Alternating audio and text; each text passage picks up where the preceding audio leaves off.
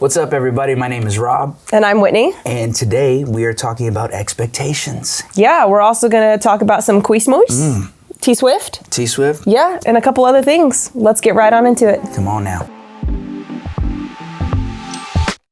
So we're going to start off today with our big question, and we're talking expectations. So one of the questions that we're asking is, are expectations healthy or not? I think they can be. I think they're a tool that can be used for great things and also a breeding ground for disappointment if they're not put in the proper place. Right.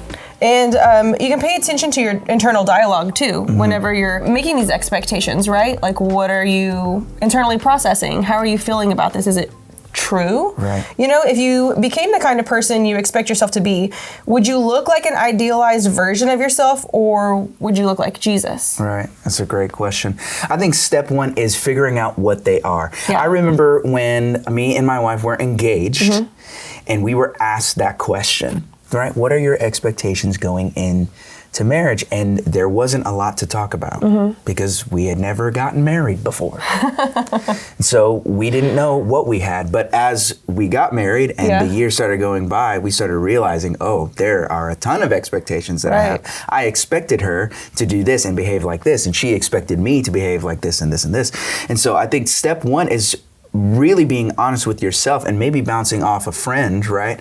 Somebody that you trust, some mentors in your life. What are my expectations on situation X, right? Whatever you're going through, whether it be school, whether it be a friendship, a relationship, parents. Right, come on. What are your expectations? What do you expect from the outcome, from the thing that you are stepping into, and then move on from there? Man, that's really good. Because I mean, I think you can verbally go through what your expectations are with almost anything. And be honest with yourself. For sure.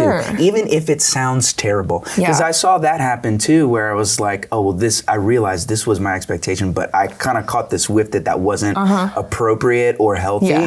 And I would lie myself out of it. Just be honest. Right. Step one is just figuring out what the expectation is on the situation. And then we challenge that later. But you have to have a level of honesty there at first. Yeah. And then I also think that you should give yourself grace, because not all your expectations are going to be met. They're not. No. And you may have like a super high expectation for something, but then in reality, it didn't work out the way you wanted to. And that's okay. Yes. I mean, I think we always vocally verbalize that we know that like God's got a plan for us. So no matter what happens, you know, something's going to be in store for you, and it's going to work out fine. But give yourself grace when those things don't work out the way you have planned. God is giving you grace. Absolutely. Even if you aren't, He's giving you grace. He knows where you are in your maturity and in your journey, and He's ready and able to handle whatever you bring to Him in that moment. Right. So I love that point. Now, how healthy expectations, how do they form? How do we challenge that? I think a good way to do that is maybe like have a trusted friend or a parent or a small group leader or someone that is just in your circle that has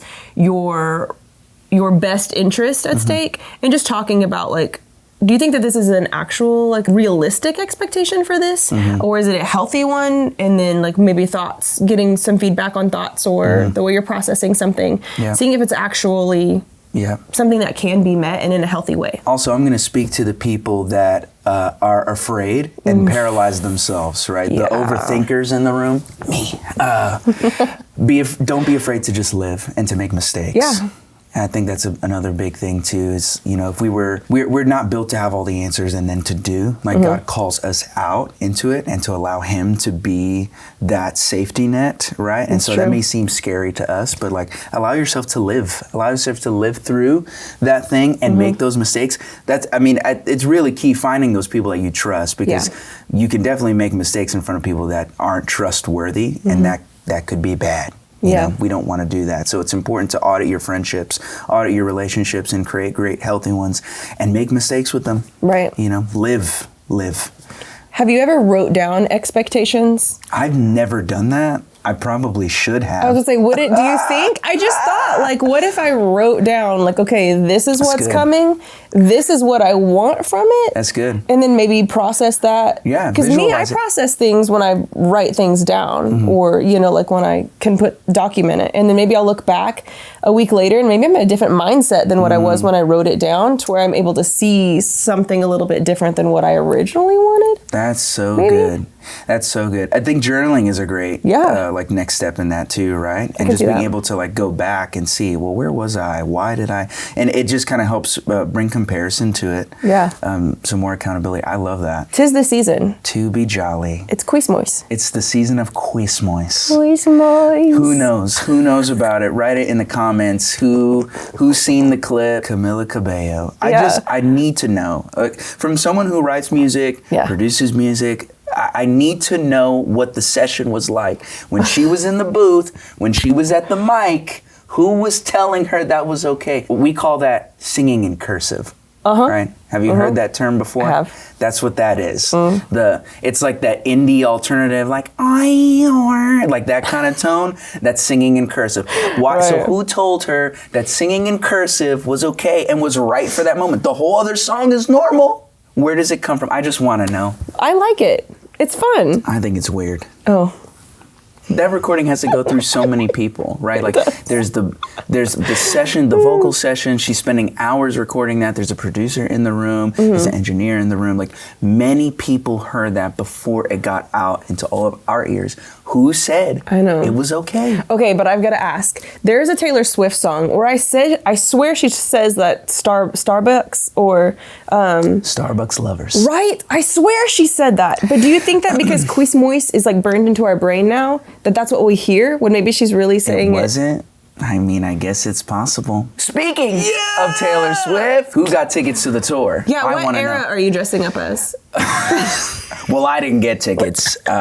If I were, I would go as 89. Like that, to me, that was her peak. Like that was it. That was her Pierre de Resistance. Like that was it. She should have just quit after that. Everything else is trash after it. Our camera person behind is nodding with me. This is a consensus we all need to come together as a people group and just agree on. I do know of someone who got tickets to the tour. She was going out for 3 cities at one time. Oh my gosh. And for her, it's like a nostalgia thing. Like she was younger back when like those albums were coming out, Speak Now, right? So like for her, it's old T Swift that she's coming to go and see, not the new. So I want to know, how many of you are excited for old T Swift on the tour, and who's excited for the new? What's your favorite album on that? We can create some great discussion. I wasn't a T Swift fan until this album came out. I know. Because I'm like, I like this album. It's not the worst. It's not her worst, but I'm just done. Like I just don't want to hear from her anymore. You know?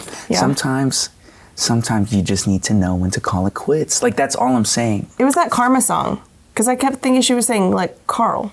Carl is a something, but it was Karma.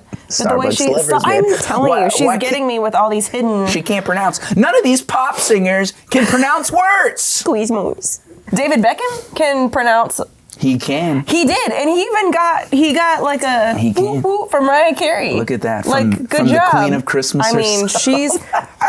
Can we talk about her Thanksgiving parade for a minute? Did you watch it? Talk about someone who needs to just call it quits. Like, just let it go. Just let it go. That may be a hot take, but it's like, I think she's just ruining her reputation the more she tries. I live for her vocal mess-ups. I live for them. But do you see what I'm saying? Do you think she lives for them?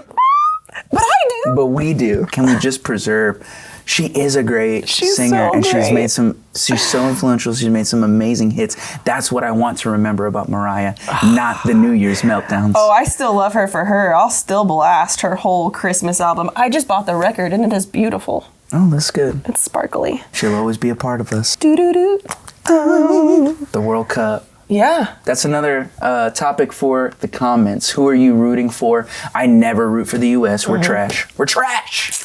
Let's just not pretend like we're going to do great, you know? I love baseball. It's fantastic. Is it football or is it soccer? This is one of the few things I would actually like to get on to the rest of the world. Like, let's just call it football. Okay. It is what it is. We use our feet. Let's nix the term soccer and just call it football. But then what's football? Oh, well, they don't use their feet. We can use something else. They do use their feet. They kick. Yeah, but we can figure out something else. Okay. Run ball. I don't know. Big question. When we're talking about how I know if my expectations are healthy or not, we have a challenge of the week. What's the challenge, Whitney? Our challenge this week is to find a trusted friend Yes. Or in Rob's case, maybe write it down. Write it down. Your expectations for something. Is it healthy? What outcomes do you want from this? And then all of it all together. And do they look like Jesus, right? I think that's the biggest thing. Like let's figure it out. Let's bounce it off of somebody or write it down and put it against what we know our Savior to be and allow his character, allow his life to guide our daily life. Yeah, and pray about it. Yeah. That's good. So that's our challenge for the week. Yeah. We would love to hear what you guys want us to talk about. So type it in the chat. Let us know who you're going for the World Cup. Is it Quizmois? What are your healthy expectations? Who are you sharing them with? And join us next week. Yes. Like and subscribe. Yeah. We'll be here. Can't wait to see you then. See ya.